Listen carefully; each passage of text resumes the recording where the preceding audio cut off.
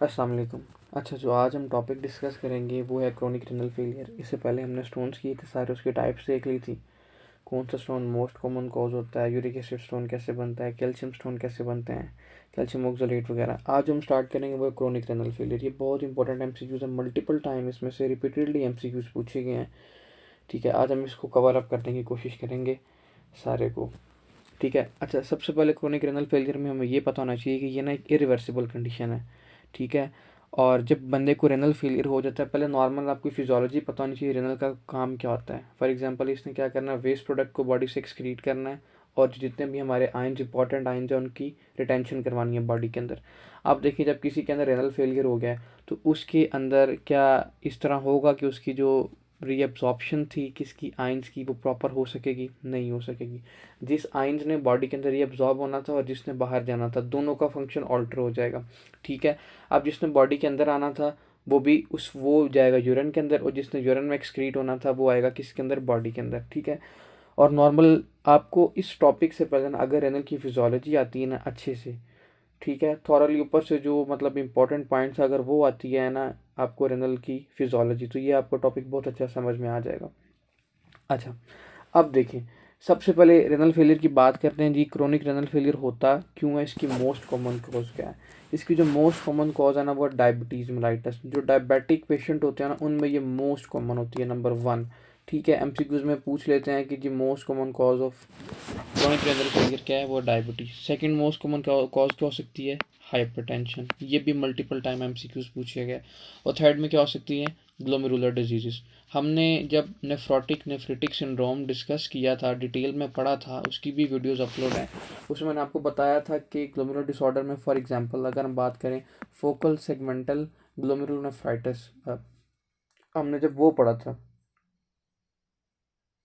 Focal segmental ग्लोमेरुलोसिक्लोरोसिस, जब जब हमने पढ़ा था, वो करवा सकता है ना आपकी क्या, रेनल फेलियर करवा सकता है। हमने वहाँ पे डिटेल में ये बात डिस्कस की थी कि कैसे करवा सकता है। सेकेंडली क्या पढ़ा था, रैपिडली प्रोग्रेसिव ग्लोमेरुलोनेफ्राइटिस, ये विद इन वीक्स और मंथ करवा सकता था, हमने ये भी पढ़ा था ना। ये जब आप प्रॉपर उसका लेक्चर सुनेंगे ना नेफ्रोटिक और नेफ्रिटिक सिंड्रोम का, तो फिर आपको कंप्लीट समझ में आ जाएगी। हमने वहाँ पे डिटेल में सारा डिस्कस किया हुआ ये कैसे करवा सकता है। ठीक है। अभी बस आप यहाँ पे इनके नाम याद रखें। फोकल सेगमेंटल ग्लोमेरुलोसिक्लोरोसिस करवा सकता है और सेकेंडली रैपिडली प्रोग्रेसिव ग्लोमेरुलोनेफ्राइटिस करवा सकता है। ठीक है, ये जो थी इसकी मोस्ट कॉमन कॉजेज। अब देखें, अब हम बात करते हैं जी इसके क्लिनिकल फीचर्स की। इसके क्लिनिकल फीचर्स क्या क्या हो सकते हैं? अगर फॉर एग्जांपल, सबसे पहले ना हम इसकी बात कर लेते हैं स्टेजेस की। क्लिनिकल फीचर पे जाने की तरफ से पहले हम बात करते हैं इसकी स्टेजेस की। अच्छा, क्रोनिक किडनी डिजीज़ की ना, रेनल फेलियर की ना 5 स्टेजेस होती हैं। ठीक है, स्टेज 1, स्टेज 2, स्टेज 3, स्टेज 4 और 5। ठीक है। अब देखें, जब स्टेज 1 वो होती है जिसमें हमारा जीएफआर कम हो जाए, कितना, 90 से ज़्यादा हो। ठीक है, नॉर्मल कितना होता है,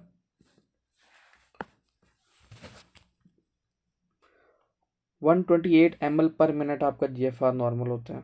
ठीक है। अगर फॉर एग्जांपल 90 से ज़्यादा है और 128 से कम है, तो ये क्या इंडिकेट करेगा कि पेशेंट को क्या है, स्टेज 1 सीकेडी है। ठीक है। अगर बात करते हैं कि स्टेज 2 सीकेडी में क्या होता है, ठीक है, स्टेज 2 में जो हमारा जो जीएफआर होता है ना, ग्लोबुलर फिल्ट्रेशन रेट होता है, ये इन बिटवीन होता है 60 से लेके 89 तक। ये इंडिकेट करता है कि आप पेशेंट को कौन सी स्टेज है, स्टेज 2 सीकेडी है। ठीक है, यहाँ पे मेंशन नहीं है, पैथोमा में ये चीज़ें लिख लीजिएगा। ये मोस्टली टीचर पूछ लेते हैं स्टेज 1 सीकेडी में कितना जीएफआर होगा, स्टेज 2 में कितना होगा। ठीक है। अच्छा, अब स्टेज 3 में ना, अब स्टेज 3 को दो कैटेगरी में डिवाइड किया गया, स्टेज 3A और स्टेज 3B। जो स्टेज 3A है ना, इसमें आपका जो जीएफआर होगा वो होगा इन बिटवीन 59 से लेके, वो 69 60 पे एंड हो रहा था ना, 59 से लेके 45 तक है। ठीक है, ये क्या इंडिकेट करता है, stage 3A chronic kidney disease. फिर बात करते हैं कि स्टेज 3B में क्या होता है। ठीक है, 3A डिस्कस कर ली, 3B में 30 से लेके 44 तक। ठीक है, 45 पे ये एंड हो रहा था ना, वहीं से नेक्स्ट स्टार्ट होगा। 30 से लेके जो 44 इन बिटवीन होगा, क्या इंडिकेट करेगा, stage 3B chronic kidney disease. ठीक है। अब बात करते हैं जी स्टेज 4 की। ठीक है, स्टेज 4 और 5 पे जाके पेशेंट की कंडीशन बहुत ज़्यादा वर्स हो जाती है। ये होता है 15 से लेके 29 तक स्टेज 4 के पेशेंट के अंदर, ठीक है। अब बात करते हैं जी स्टेज 5, इसमें तो बस पेशेंट की हालत लेस देन 15 हो जाता है, ठीक है। और पेशेंट किधर चला जाता है, किडनी फेलियर की तरफ मूव कर जाता है और डायलिसिस करवाने पड़ते हैं पेशेंट को, ठीक है। अच्छा, ये तो सी इसकी सारी स्टेज, स्टेज 1 में कितना होता है 90 से ज़्यादा होता है, स्टेज 2 में कितना होता है 89 से 60 तक होता है, स्टेज 3 ए में क्या होता है 59 से 45 तक होता है, ठीक है, 45 से 59 तक। स्टेज 3 बी में क्या होता है 44 से लेके 30 तक होता है, ठीक है। और स्टेज 5 में क्या होता है लेस देन 15 चला जाता है। 3A 3B और 450, ये मैंने सारे आपको इंपॉर्टेंट पॉइंट्स में बता दिए, MCQs पूछ लेते हैं। ये स्टेज 1 में पेशेंट का GFR कितना होगा 90 से ज़्यादा होगा। एक पेशेंट है CKD का, मतलब उसकी सारी हिस्ट्री मेंशन कर देंगे जी, उसको डायबिटीज़ मेलाइटस है और पूछेंगे जी उसको स्टेज 3 CKD है, बताएं उसका GFR कितना होगा, 60 से लेके 89 से लेके 60 तक होगा, ठीक है। अच्छा, ये तो हमने डिस्कस कर ली सारी इसकी स्टेजेस। अब हम बात करते हैं इसके सिम्टम्स से। क्लिनिकल फीचर में एग्जामिनर अगर क्वेश्चन मेंशन पूछता है तो क्लिनिकल फीचर पे पूछता है। नॉर्मल फिजियोलॉजी थोड़ी बहुत पता होगी तो इजीली ये टॉपिक कवर हो जाएगा। फिर इसके सिम्टम्स, क्लिनिकल फीचर कोई मुश्किल नहीं है, ठीक है।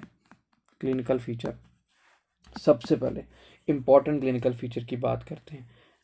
पेशेंट को अनीमिया हो जाता है, ठीक है। अब पेशेंट में अनीमिया किस तरह हो जाता है इसकी डिटेल। हमारे बॉडी में ना पेरिट्यूबुलर सेल्स होते हैं किडनी में, इसका काम क्या होता है एरिथ्रोपोइटिन प्रोड्यूस करना, ठीक है। किडनी से एरिथ्रोपोइटिन क्या करता है बाय ईपीओ जीन के जरिए एरिथ्रोपोइटिन हमारा हार्मोन प्रोड्यूस होता है और ये क्या करता है बोन मैरो को क्या करता है स्टिमुलेट करता है, मैसेज देता है कि किसकी प्रोडक्शन करे, आरबीसीज की प्रोडक्शन करे। देखें अब पेशेंट चला गया CKD स्टेज 3 के अंदर, या पेशेंट CKD स्टेज 3 के अंदर चला गया तो उसका जो एरिथ्रोपोइटिन हार्मोन है ईपीओ जीन है वो सही तरह काम नहीं कर रहा। जब एरिथ्रोपोइटिन ईपीओ जीन काम नहीं कर रहा तो बोन मैरो को मैसेज नहीं मिल रहा, बोन मैरो को मैसेज नहीं मिलेगा तो आरबीसीज की प्रोडक्शन नहीं होगी, तो पेशेंट को क्या हो जाएगा अनीमिया हो जाएगा। पहला इंपॉर्टेंट फीचर, ठीक है। सेकेंड, दूसरा जो इसमें होता है जो ब्लीडिंग टेंडेंसी है ना वो भी पेशेंट के अंदर क्या हो जाती है इंक्रीज हो जाती है, ठीक है। कैसे, अब देखिए ब्लीडिंग क्यों होती है इस पेशेंट के अंदर। पेशेंट में ना प्लेटलेट्स में क्या होना होता है डी ग्रेनुलेट होना होता है, ठीक है, नॉर्मली।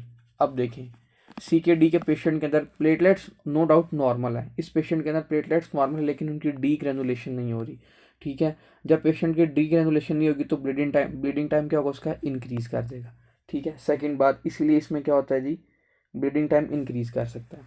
तीसरा इंपॉर्टेंट पॉइंट हाइपोकाल्सीमिया, और ये बहुत ज़्यादा इंपॉर्टेंट पॉइंट है। हाइपोकाल्सीमिया वाले पॉइंट से काफ़ी टाइम एग्जामिनर ने मल्टीपल टाइम क्वेश्चन पूछा होगा कि कैसे होता है हाइपोकाल्सीमिया। देखें हमारी vitamin D for example liver के पास जाता है, वहाँ पे जाके आपने होता है 25 हाइड्रोकाल्सीफिरोल बनाता है, ठीक है। फिर ये लीवर में बन रहा है, ठीक है, लीवर में, ठीक है। लीवर से ये जाता है किसके पास, किडनी के पास जाता है, ठीक है। किडनी से वहाँ से एक एंजाइम प्रोड्यूस होता है 1 अल्फा हाइड्रोक्सिलेज, ठीक है। और ये क्या करता है विटामिन डी को किसके अंदर कन्वर्ट कर देता है एक्टिव फॉर्म में, किस में कर देगा 1,2,5 डाई हाइड्रोकाल्सीफिरोल। और ये क्या है ये एक्टिव फॉर्म है किसकी विटामिन डी की, ठीक है। ये विटामिन डी की क्या है एक्टिव फॉर्म है। अब देखें एक पेशेंट CKD में चला गया, जब पेशेंट को CKD हो गया अब मुझे बताएं उसका जो ये 1 अल्फा हाइड्रोक्सिलेज एंजाइम है ये प्रोड्यूस होगा, नहीं होगा। जब ये एंजाइम प्रोड्यूस नहीं होगा तो जो 25 हाइड्रोकाल्सीफिरोल था वो 1,2,5 डाई हाइड्रोकाल्सीफिरोल के अंदर चेंज होगा अपनी एक्टिव फॉर्म के अंदर, ये सारा प्रोसेस रुक जाएगा। जब ये सारा प्रोसेस रुक जाएगा मुझे ये बताएं विटामिन डी एक्टिवेट होगा, नहीं होगा। जब विटामिन डी एक्टिवेट नहीं होगा कैल्शियम की एब्जॉर्प्शन होगी बॉडी में, नहीं होगी। इसीलिए पेशेंट के अंदर क्या हो जाता है हाइपोकाल्सीमिया हो जाता है, इंपॉर्टेंट है। और ये MCQs पूछते हैं जी CKD के पेशेंट के अंदर हाइपोकाल्सीमिया कैसे हो रहा है, क्योंकि जो उसका 1 अल्फा हाइड्रोक्सिलेज एंजाइम है वो एक्टिवेट नहीं है, वो प्रोड्यूस नहीं हो रहा किडनी से। जब वो किडनी से प्रोड्यूस नहीं होगा तो वो एक्टिव फॉर्म विटामिन डी को एक्टिव फॉर्म में कन्वर्ट नहीं करेगा और उसकी वजह से कैल्शियम की एब्जॉर्प्शन नहीं होगी, हाइपोकाल्सीमिया पेशेंट के अंदर हो जाएगा, ठीक है। इंपॉर्टेंट फीचर था। अच्छा, अब बात करते हैं जी इसके थर्ड क्लिनिकल फीचर की। इसके अंदर रेनियल ओस्टियोडिस्ट्रॉफी भी हो जाती है। किडनी की वजह से ना बोन्स टूटती हैं। अब किडनी की वजह से बोन्स कैसे टूटती हैं, यही सेम कैल्शियम वाला पॉइंट है ये भी। देखें, जब पेशेंट के अंदर क्या हो गया, हाइपोकाल्सीमिया हो गया। हाइपोकाल्सीमिया की वजह से क्या होगा कि किडनी काम नहीं कर रही, तो बॉडी को क्या चाहिए, कैल्शियम चाहिए। ठीक है, अब कैल्शियम कहाँ हमारी बॉडी में स्टोर किधर होता है, बोन्स के अंदर भी तो कैल्शियम होता है ना हमारी बॉडी में। तो बोन्स की क्या करेगा, ब्रेक डाउन करेगा। ठीक है, ओस्टियोपोरोसिस करना स्टार्ट कर देगा। ठीक है, जब ओस्टियोपोरोसिस होगी तो कैल्शियम क्या होगा, बोन से निकलेगा। तो रेनल की वजह से बोन्स की ब्रेकडाउन होगी और इसको हम क्या बोलते हैं, रेनल ओस्टियोडिस्ट्रॉफी। ठीक है, पूछ लेते हैं रेनल ओस्टियोडिस्ट्रॉफी क्यों होता है, क्योंकि कैल्शियम के लेवल को मेंटेन करने के लिए बोन्स की ब्रेकडाउन होती है। ब्रेकडाउन होगी तो कैल्शियम निकलेगा और बॉडी में कैल्शियम का लेवल मेंटेन करेगा, लेकिन इतना मेंटेन नहीं कर सकता। हाइपोकैल्सीमिया वाले फीचर फिर भी कम उस पेशेंट के अंदर नहीं होंगे। ठीक है, पूछ लेते हैं। अब देखिए, अब इस पेशेंट के अंदर हाइपरफॉस्फेटीमिया भी होता है। ठीक है, हाइपरफॉस्फेटीमिया। अब इस पेशेंट के अंदर हाइपरफॉस्फेटीमिया कैसे होता है, किडनी का काम क्या होता था कि प्रॉक्सिमल कन्वोल्यूटेड ट्यूब्यूल से क्या करना, पोटाशियम की क्या करना, एक्सक्रीशन करना। ठीक है, ऐसे ही था। पोटाशियम को किधर लेके जाना, यूरिन में। अब देखें, ये नॉर्मल फिजियोलॉजी है। पेशेंट चला गया सीकेडी स्टेज 4 में। जब पेशेंट सीकेडी स्टेज 4 में चला गया तो जो उसका पोटाशियम एक्सक्रीट कर रहा था पीसीटी से, वो करेगा नहीं करेगा, तो क्या हो जाएगा पेशेंट को, हाइपरफॉस्फेटीमिया। ठीक है,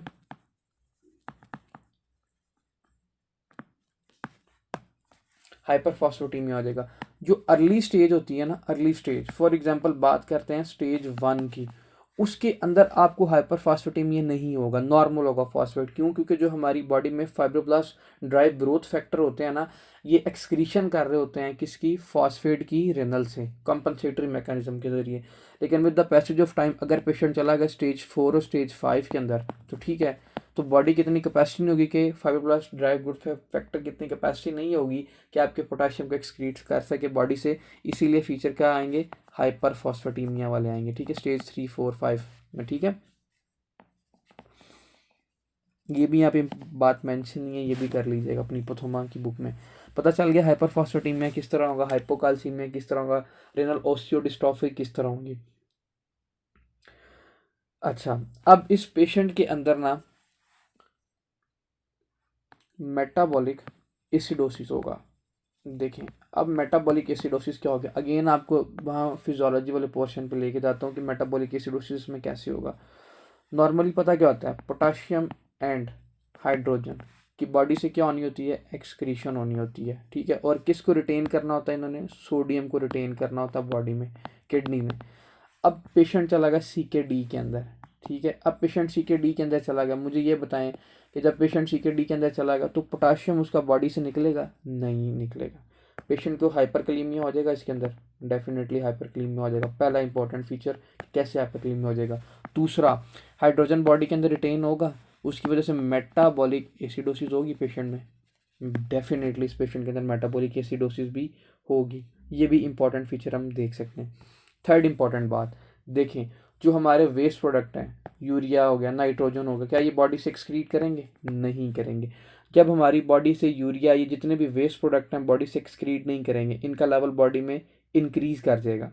ठीक है, पेशेंट को यूरीमिया हो जाएगा। ठीक है, ये जितने भी वेस्ट प्रोडक्ट हैं, ब्लड, यूरिया, नाइट्रोजन, इनका लेवल इंक्रीज कर देगा। जब पेशेंट के अंदर यूरीमिया होगा तो इसकी वजह से क्या होगा, यूरेमिक एनसेफलोपैथी होगी, एस्ट्रेक्सिस होंगे पेशेंट को। ठीक है, एस्ट्रेक्सिक एनसेफलोपैथी होगी पेशेंट के अंदर। ठीक है,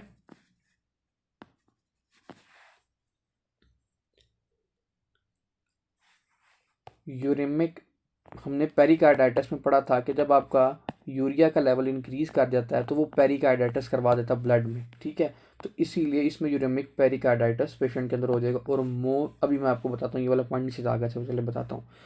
जो इस पेशेंट के अंदर वो पूछ लेते हैं, most common cause of death in chronic kidney disease क्या होगी। जो most common cause of death होगी सी के डी के पेशेंट के अंदर, वो क्या होगी, वो आपका कार्डियोवैस्कुलर डिजीज़ होगी। ठीक है, जो जितने आपकी जो कार्डियोवैस्कुलर डिजीज़ है ना, ड्यू टू सी के डी, वो आपकी क्या है, most common cause of death है।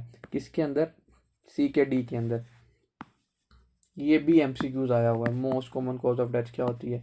क्यों, क्योंकि जब आपका यूरेमिया का लेवल इंक्रीज हो गया, इसने जाके क्या करवा दिया, पेरिकार्डाइटिस करवा दिया।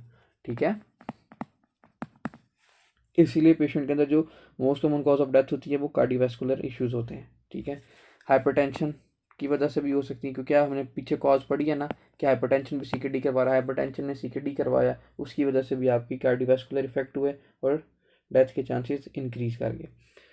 ठीक है, अच्छा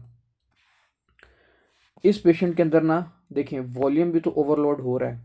ठीक है, वॉल्यूम ओवरलोड हो रहा है, तो जब पेशेंट के अंदर वॉल्यूम ओवरलोड होता है तो वो कंजस्टिव हार्ट फेलियर करवा सकता है। इसीलिए मैंने क्या मेंशन किया यहाँ पे, कार्डियोवैस्कुलर जितने भी इशू है ना उसकी वजह से डेथ होगी सीकेडी के पेशेंट के अंदर। ठीक है, इंपॉर्टेंट पॉइंट है, ये याद रखिएगा, ये एमसीक्यूज आया भी हुआ, मैंने खुद देखे हैं ये वाले एमसीक्यूज। अब बात करते हैं जी इसकी। अच्छा, एक और एमसीक्यूज आता है कि जो अगर second most common cause of death हो सीकेडी के पेशेंट के अंदर तो वो क्या होगी, वो होगी इन्फेक्शन। क्यों, क्योंकि वेस्ट प्रोडक्ट आपकी बॉडी के अंदर इंक्रीज कर रहे हैं। Infection second most common cause of death है। अगर पूछे जाए फर्स्ट मोस्ट कॉमन कॉज कौन सी है, मोस्ट कॉमन, तो वो है कार्डियोवैस्कुलर इशू। अगर पूछे जाए सेकंड मोस्ट कॉमन कौन सी है तो वो इन्फेक्शन है। ये एमसीक्यूज है, ये भी याद रखिएगा। ठीक है, अब इसकी बात करते हैं जी, थोड़ा सा मेडिसिन का पॉइंट इसमें ऐड कर लेते हैं कि अब इसकी इन्वेस्टिगेशंस करते हैं। इन्वेस्टिगेशन में में क्या क्या देखेंगे, देखें सबसे पहले इन्वेस्टिगेशन में हम सीबीसी करवाएंगे। डेफिनेटली हम इसकी सीबीसी करेंगे। क्यों, क्योंकि वेस्ट प्रोडक्ट ज़्यादा हैं, डब्ल्यूबीसीज वगैरह, इसमें इन्फेक्शन के चांसेस ज़्यादा है ना, तो इन्फेक्शन होगा पेशेंट को, तो जो ल्यूकोसाइड काउंट है वो इंक्रीज़ होगा। सबसे पहले बात करते हैं जी किसकी, हम इसकी इन्वेस्टिगेशन। तो ये ना मेडिसिन का पार्ट है थोड़ा सा, लेकिन इंपॉर्टेंट है, ये कर लीजिएगा यहाँ पे। ठीक है, अपनी सी बुक पे बेशक मेंशन कर दें। सबसे पहले क्या करेंगे, सीबीसी। सीबीसी पे क्या मिलेगा हमें, एचबी डाउन मिलेगी। क्यों, क्योंकि आरबीसीज की प्रोडक्शन कम हो रही है, पेशेंट एनीमिक है। एमसीवी का लेवल नॉर्मल भी हो सकता है और डिक्रीज भी हो सकता है, पहली बात।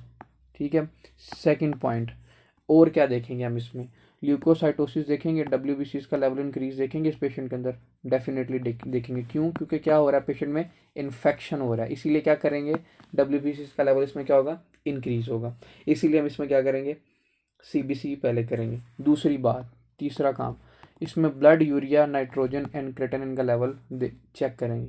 इसमें क्या होगा, इसमें लेवल इंक्रीज होगा। ठीक है, वेस्ट प्रोडक्ट है ना, तो वो बॉडी से एक्सक्रीट नहीं हो रहा, तो इसका लेवल क्या होगा, बॉडी में इंक्रीज होगा। ठीक है, ल्यूकोसाइट इन्फेक्शन इंडिकेट करते हैं, ये भी इंक्रीज होगा।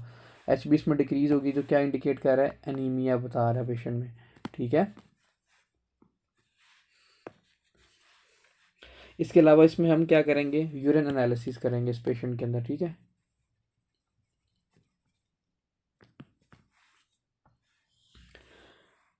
पांचवी और इम्पॉर्टेंट बात, काफ़ी इंपॉर्टेंट बात, इसमें हम कैल्शियम का लेवल चेक करेंगे इस पेशेंट के अंदर, कैल्शियम और फॉस्फेट का लेवल और पैराथोराइड हार्मोन का लेवल। इस पेशेंट के अंदर ना पैराथोराइड हार्मोन का लेवल इंक्रीज होगा। अब देखें, अब इसमें सीकेडी के पेशेंट में ये भी एमसीक्यूज आया है, हाइपर पैरा सेकेंडरी हाइपर पैराथोराइडिज्म के साथ एग्जामिनर ने मल्टीपल टाइम एमसीक्यूज पूछे हैं। उधर मैंने आपको क्लिनिकल फीचर में ये बात इसीलिए नहीं बताई थी कि इन्वेस्टिगेशन में जाते वक्त इसको डिटेल में बताऊंगा। देखें, जब पेशेंट चला गया सीकेडी के अंदर, ठीक है, क्रोनिक किडनी डिजीज़ के अंदर, कैल्शियम उसका एब्जॉर्ब नहीं हो रहा बॉडी में। जब उसका कैल्शियम एब्जॉर्ब नहीं होगा तो पैराथोराइड हार्मोन ज़्यादा से ज़्यादा काम करेगा। क्यों, क्योंकि पैराथोराइड हार्मोन का काम क्या होता है, कैल्शियम की एब्जॉर्प्शन करवाना और पोटाशियम की एक्सक्रीशन करवाना बॉडी से। ठीक है, अब देखें, पेशेंट चला गया किसमें, सेकेंडरी हाइपर पैराथोराइडिज्म के अंदर।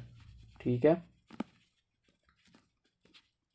पेशेंट का लेवल किसका इंक्रीज होगा, पैराथोराइड का लेवल इंक्रीज होगा इसके अंदर। ठीक है, स्टिल कैल्शियम का लेवल डिक्रीज होगा और जो फॉस्फेट का लेवल है वो इसमें क्या होगा, इंक्रीज होगा। ये लैब फाइंडिंग देखते हैं इसमें। ठीक है, ये इंपॉर्टेंट एमसीक्यूज है कि सीकेडी के पेशेंट के अंदर हम कौन सी फाइंडिंग देखते हैं, पैराथोराइड हार्मोन क्यों इंक्रीज होता है इसमें। पैराथोराइड हार्मोन इसलिए इंक्रीज करता है ताकि वो ज़्यादा से ज़्यादा कैल्शियम की एब्जॉर्प्शन कर सके, लेकिन पेशेंट तो सीकेडी में है, तो इसीलिए सेकेंडरी हाइपर पैराथोराइडिज्म देखते हैं इस पेशेंट के अंदर। ठीक है, अच्छा अब आगे चलते हैं, इस पेशेंट के अंदर हम एल्ब्यूमिन का लेवल चेक करेंगे, डेफिनेटली इसके अंदर हम एल्ब्यूमिन का लेवल भी चेक करेंगे। ठीक है, एल्ब्यूमिन का लेवल भी इसमें हम देखेंगे। पेशेंट सीकेडी के अंदर चला गया, फॉर एग्जांपल उसको नेफ्रोटिक सिंड्रोम ग्लोमेरुलर डिजीज था, तो उसके अंदर क्या होगा, हमारा एल्ब्यूमिन का लेवल डिक्रीज ही होगा ना, तो पेशेंट को क्या होगा, साथ में अडीमा होगा। ठीक है, ईसीजी भी करेंगे। अब देखें ईसीजी पे क्या फाइंडिंग मिलेगी हमें, ईसीजी क्यों करेंगे, हम पेशेंट के अंदर क्या देखेंगे, हाइपरकलीमिया देखेंगे। और जब हम हाइपरकलीमिया देखते हैं तो ईसीजी पे क्या फाइंडिंग होती है, टॉल टी वेव। ये बहुत इंपॉर्टेंट एमसीक्यूज है, बहुत ज़्यादा। टॉल टी वेव हम किस पे देखते हैं, वो हाइपरकलीमिया की वजह से देखते हैं। साथ इसमें क्या करेंगे, रेनल अल्ट्रासाउंड भी प्रेफर करेंगे पेशेंट को। ठीक है, अच्छा ये तो सारी थी इंपॉर्टेंट इन्वेस्टिगेशन जो हमने इसमें देख ली। क्या क्या हमने इसमें किया, पेशेंट में सीबीसी किया, उसमें ल्यूकोसाइटोसिस मिला, अनीमिया मिला, उसकी एचपी डिक्रीज मिली, ब्लड यूरिया नाइट्रोजन का लेवल चेक किया, यूरिन एनालिसिस किया, पैराथोराइड हार्मोन का लेवल चेक किया, कैल्शियम का लेवल चेक किया, एल्ब्यूमिन का लेवल चेक किया और ईसीजी की। ठीक है, ये तो सारी थी इसकी इन्वेस्टिगेशन। अब बात करते हैं जी इसकी मैनेजमेंट के अंदर। अच्छा, अब इसकी मैनेजमेंट के अंदर ना सबसे इम्पॉर्टेंट बात, मैनेजमेंट के अंदर सबसे पहले आपने उसके ना जनरल फीचर्स देखते हैं। जनरल फीचर्स क्या देखने हैं कि पेशेंट स्मोकर तो नहीं है, पेशेंट स्मोकिंग तो नहीं कर रहा। ठीक है, क्योंकि स्मोकिंग भी आपकी क्या करवा देती है, सीकेडी करवा देती है। तो इसीलिए सबसे पहले पेशेंट को क्या प्रेफर करना है, स्मोकिंग सेसेशंस। ठीक है, कि स्मोकिंग छोड़ दे। दूसरी बात, प्रोटीन डाइट को क्या करे, रिस्ट्रिक्ट करे। ठीक है, थर्ड इंपॉर्टेंट पॉइंट इसमें क्या होगा, फॉस्फेट और मैग्नीशियम लेना कम कर दे डाइट में। डाइट में फॉस्फेट और मैग्नीशियम की क्वांटिटी क्या कर दे, डिक्रीज कर दे। ठीक है, और सॉल्ट रिस्ट्रिक्ट कर दे पेशेंट। क्यों क्यों सॉल्ट इसमें हमने रिस्ट्रिक्ट करना है, सोडियम क्यों कम करना है, पेशेंट इसमें पहली बात हाइपरटेंसिव है, दूसरा पेशेंट को क्या है, एडीमा है। इसीलिए हमने इसको कहना है कि जो सॉल्ट इनटेक अपना वो क्या कर दे, डिक्रीज कर दे। ठीक है, ये तो थी जनरल इसकी, जनरल मयर्सी, जनरल जो उसका वो ट्रीटमेंट था, नॉन फार्माकोलॉजिकल ट्रीटमेंट। अच्छा, अब इस पेशेंट के अंदर क्या करना है, सबसे पहले अगर तो वो डायबिटीज़ है तो उसकी डायबिटीज़ को ट्रीट करना है। उसके लिए फॉर एग्जांपल टाइप 2 डायबिटीज़ है उसको, पेशेंट को, तो हम उसको क्या प्रेफर करेंगे, मेटफॉर्मिन देंगे। ठीक है, नंबर 1। अब फार्माकोलॉजिकल ट्रीटमेंट की बात कर रहे हैं। उसके बाद अगर पेशेंट को अनीमिया है तो उसको क्या प्रेफर करेंगे, एरिथ्रोपोइटिन बाहर से देंगे।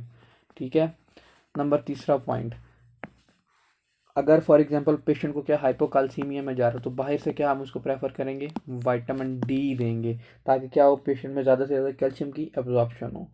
ठीक है, अगर फॉर एग्जांपल ओस्टियोपोरोसिस हो रही है, ओस्टियोमलेशिया और रेनल ऑस्टियोडिस्ट्रॉफी हो रही है, तो फिर बाहर से हम उसको क्या प्रेफर करेंगे, अगेन विटामिन डी देंगे। ठीक है, किसके लिए, ओस्टियोमलेशिया के लिए, ओस्टियोडिस्ट्रॉफी के लिए। ठीक है, इसीलिए विटामिन डी उसको देंगे। नंबर 5 इंपॉर्टेंट, अब फॉस्फेट का लेवल इंक्रीज कर रहा है, हाइपर फॉस्फेटेमिया बताया था उसमें, तो हम उसको ऐसे चिलेटिंग एजेंट्स देंगे जो फॉस्फेट को बॉडी से एक्सक्रीट करवाएं। और उसका नाम क्या है, oral phosphate binder. Oral phosphate binder देंगे पेशेंट के अंदर, ताकि फॉस्फेट उसके साथ बाइंड करे और रेनल से एक्सक्रीट कर सके। ओरल फॉस्फेट बाइंडर देंगे। अभी मैं आपको बताता हूँ ओरल फॉस्फेट बाइंडर में क्या क्या आ जाएगा। फॉर एग्जाम्पल कैल्शियम एसीटेट, ये चिलेटिंग एजेंट है, ओरल फॉस्फेट बाइंडर है। कैल्शियम एसीटेट ये किसके लेवल को डिक्रीज करती हैं, फॉस्फेट के लेवल को डिक्रीज करती हैं। और कैल्शियम कार्बोनेट, ठीक है, ये दोनों चिलेटिंग एजेंट है, याद रखने इंपॉर्टेंट है। ये पूछ सकता है कौन से ऐसे ओरल फॉस्फेटर बाइंडर है जो हम सीकेडी के पेशेंट के अंदर देते हैं। अब देखें, मैंने आपको इसमें बताया था जी ब्लीडिंग भी हो रही है इस पेशेंट के अंदर। अब ब्लीडिंग हो रही है तो ब्लीडिंग को ट्रीट करने के लिए हम क्या बायसे देंगे, डेस्मोप्रेसिन देंगे। डेस्मोप्रेसिन क्या करेगा, हमारे फैक्टर 8 को एक्टिवेट करेगा और हमारे क्या करवाता है, क्लॉटिंग ज़्यादा करवाता है। ठीक है, इसीलिए क्या करना है, इस पेशेंट को डेस्मोप्रेसिन भी देना है। हमने इसके लिए सारा क्या किया है, सिम्टोमेटिक ट्रीटमेंट किया है। एट द एंड पेशेंट चला गया स्टेज 5 स्टेज 6 पे, ओ सॉरी स्टेज 5 स्टेज 4 पे, तो क्या करेंगे, डायलिसिस प्रेफर करेंगे। ठीक है, या रेनल ट्रांसप्लांट, लास्ट ट्रीटमेंट इसका यही होता है। ठीक है, रेनल ट्रांसप्लांट 4-5 के पेशेंट को हम क्या प्रेफर कर देते हैं, डायलिसिस या रेनल ट्रांसप्लांट। ये था जी हमारा सीकेडी सारा टॉपिक। इसको एक दफ़ा बुक से पढ़ लेते हैं, यहाँ पे उन्होंने कौन सी रॉकेट साइंस मेंशन की है, जितने भी इंपॉर्टेंट पॉइंट है वो भी हम देख लेते हैं इसमें। अच्छा, end stage kidney disease, kidney failure में result from the glomerular disorder हो सकते हैं, इन्फ्लामेशन वही नेफ्रोटिक सिंड्रोम की वजह से भी हो सकता है, और वैस्कुलर इश्यूज़ की वजह से भी हो सकता है। मोस्ट कॉमन इसकी कॉजेज़ क्या है? डायबिटीज़ मेलाइटस नंबर 1, हाइपरटेंशन और ग्लोमेरुलर डिजीज़, इसकी क्या है? मोस्ट कॉमन कॉजेज़ है। सबसे पहले कौन सी इंपॉर्टेंट है? डायबिटीज़। यूरीमिया, यूरिक, इसमें जो ये है वेस्ट प्रोडक्ट इनका लेवल इंक्रीज कर देगा, increase the nitrogenous waste product in the blood, azotaemia result in the nausea, anorexia, pericarditis, platelet dysfunction. ये सारी बातें हमने डिटेल में डिस्कस कर ली कि कैसे। ये देखें यहाँ पे एक इंपॉर्टेंट पॉइंट है कि यूरिया हमारी इसके अंदर स्किन के अंदर भी डिपॉजिट हो जाएगा और क्या करवा देगा? प्रूराइटिस करवा देगा, यहाँ पे मेंशन कर लीजिएगा, ठीक है। सॉल्ट और वाटर की रिटेंशन होगी जिसकी वजह से क्या होगा? हाइपरटेंशन हो जाएगी पेशेंट के अंदर। हाइपरक्लीमिया किस तरह होगा? मेटाबॉलिक एसिडोसिस किस तरह होगा? सारी हमने बातें डिटेल में डिस्कस कर ली, आप पीछे रिवाइंड करके देख लें। Anaemia due to decrease erythropoid production, same वही पेरिट्यूबुलर इंटरस्टिशियल सेल से भी मैंने सारी बातें बताई हैं आपको, एक पॉइंट भी नहीं छोड़ा, बल्कि हमने इसमें काफ़ी एडिशनल पॉइंट ऐड किए हैं, ठीक है। यहाँ पे तो बहुत कम लिखा हुआ है। हाइपोकाल्सीमिया क्या होता है? अल्फा 1 वही मैंने आपको बता दी, इस एंजाइम की डेफिशिएंसी होती है, ठीक है। हाइपरफॉस्फेटिमिया क्या होता है? नॉर्मल फंक्शन बता दिया था इसका क्या था, इसको एक्सक्रीट होना चाहिए था बॉडी से। रेनल ऑस्टियोडिस्ट्रॉफी किस तरह थी ये भी बता दिया था। सेकेंडरी हाइपरपैराथायरॉयडिज्म ये इन्वेस्टिगेशन में जाके बताया था, इसको भी एक दफ़ा देख लीजिएगा। ओस्टियोपोरोसिस किस तरह था ये भी बता दिया था। ट्रीटमेंट मैंने आपको बताया क्या? डायलिसिस और रेनल ट्रांसप्लांट। जो इसका वो फार्माकोलॉजिकल ट्रीटमेंट था वो भी मैंने बता दिया है। Cyst often develop within the shrunken end stage kidney during the dialysis. Dialysis करते वक्त क्या हो जाती है? पेशेंट के अंदर सिस्ट डेवलप हो जाती है और वो क्या इंक्रीज किसका रिस्क करवाती है? रेनल सेल कार्सिनोमा करवा देती है, ठीक है। ये इंपॉर्टेंट टॉपिक है, मैं आपको बार बार कह रहा हूँ, मल्टीपल टाइम एग्जामिनर ने इसमें से क्वेश्चन पिक किए हैं, तो इसको एक दफ़ा ज़रूर देख लीजिएगा। अच्छा, इसको अब हम डिस्कस करते हैं जी अपनी मेन बुक से, वो जी स्टेप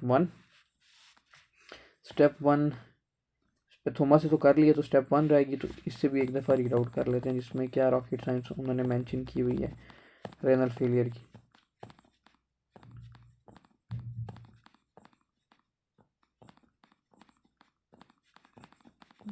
ये देखें जी, इसने यहाँ पे मेंशन किया हुआ है consequence of the renal failures. देखें क्या क्या इसमें के कॉन्सिक्वेंस हो सकते हैं। Decline in the renal filtration can lead to the excess था वही नाइट्रोजनस वेस्ट प्रोडक्ट ज़्यादा बॉडी में, ठीक है। मैड हंगर के नाम से उसने निमोनिक्स बनाया हुआ है यहाँ पे। मेटाबॉलिक एसिडोसिस हो जाएगा, डिसलिपिडीमिया हो जाएगा, ट्राइग्लिसराइड का लेवल इंक्रीज कर जाएगा प्रोटीन को कंपनसेट करने के लिए। ये हमने नेफ्रोटिक पॉइंट में, नेफ्रोटिक सिंड्रोम में बहुत डिटेल में डिस्कस किया हुआ ये वाला पॉइंट। पोटाशियम का लेवल इंक्रीज कर देगा, बता दिया किस तरह, यूरीमिया किस तरह हो रहा है, सोडियम वाटर की रिटेंशन एडीमा करवा देगी, ग्रोथ रिटार्डेशन और डेवलपमेंटल डिले, एरिथ्रोपोइटिन की डेफिशिएंसी, एनीमिया, रेनल, सारे वही पॉइंट है। Secondary form of the renal failure acute tubular necrosis करवा देती है।